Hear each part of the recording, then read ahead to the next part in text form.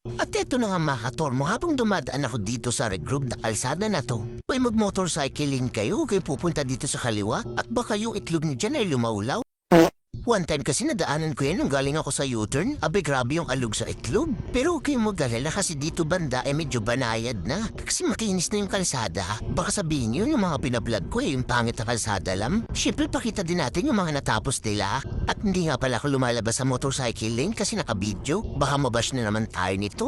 Pagpiling mabait ka rin minsan. At dito naman inyong masisilayan, itong ginagawang waiting shed sa may Pilcoa, ang lupit ng design, napaka-futuristic. Akala ko nga nung una gumagawa sila ng spaceship. Abay ayos yun, hindi ka nasasakay ng jeep, wala pang traffic. Ginawa ko ulit tong video kasi gusto ko lang kayo paalalahanan. Meron na naman kasi magpapahamak sa mga itlog nyo dito. Bago kayo kumanan, iwasan niyo yung matambok na yan. Abay, ewan ko ba bakit tagkatumor na naman dyan? Dati naman maliit lang yan. Ngayon lumala na. Eto, may pahabol pa. Napaka-environment friendly ng design niya. Itong waiting shed sa may agriculture banda. Tingnan niyo naman yung mga puno. Hindi nila pinutol, bagkos nilusot nila. Ganyan dapat, save the nature. And your itlog for the future.